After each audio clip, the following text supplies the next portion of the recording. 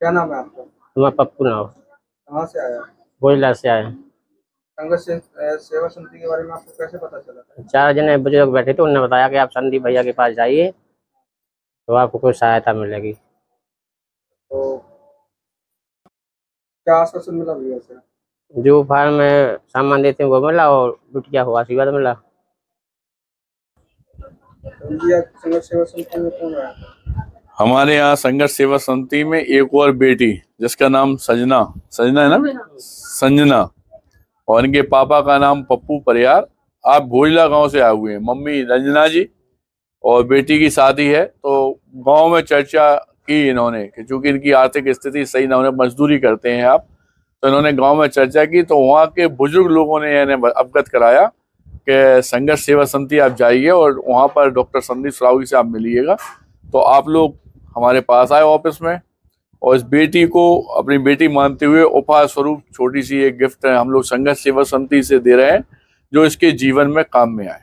और इस बात का वादा इस परिवार से करते हैं कि आने वाले जीवन में भी अगर इस बेटी को कोई भी तकलीफ हो तो ये बेफिक्र होकर संघर्ष सेवा समिति अपने बड़ा भाई मान लो, आप पिता स्वरूप मान लो हम लोगों को, हम लोगों के पास आ सकती है। कोई भी कष्ट हो, किसी तरह का कष्ट हो, हम लोग इसके साथ हमेशा खड़े हैं।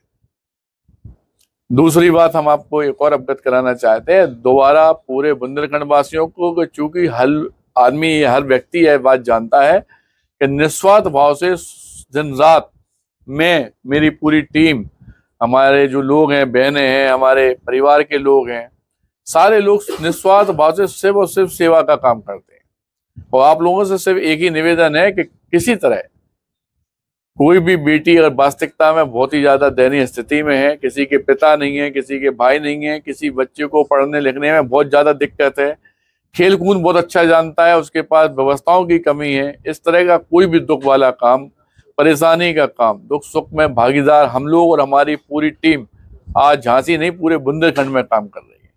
और कोई भी आदमी हो परेशानी में तो आप लोग इस बात को बता सकते हैं कि यहाँ पर जाएं आप, या हमसे उनका कॉन्टैक्ट नंबर दे सकते हैं, बात कर सकते हैं।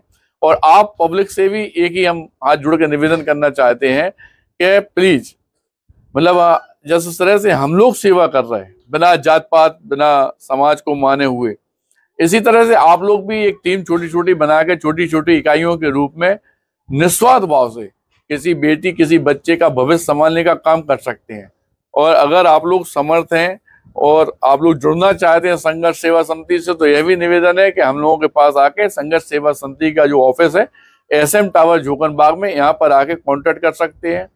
अपनी तरफ से भी आप कुछ करना चाहें तो संघर्ष सेवा समिति से कांटेक्ट कर सकते हैं, डायरेक्ट करना चाहें डायरेक्ट कर सकते हैं। लेकिन एक संकल्प, एक वादा जो हम चाहते हैं कि अपने जीवन में कमाई हुई पूंजी का कुछ भी हिस्सा, मतलब हम कह रहे हैं बहुत कम, छोटा सा, आप जितना पैसा कमाते हो उसमें 5 पैसे भी अगर निस्वार्थ भाव से किसी की सेवा में लगाएंगे तो ईश्वर, भगवान, ऊपर वाला आपका साथ देगा, आपके परिवार का साथ देगा, और जो आने वाला दुख है वो स्वतः ही खत्म हो जाएगा।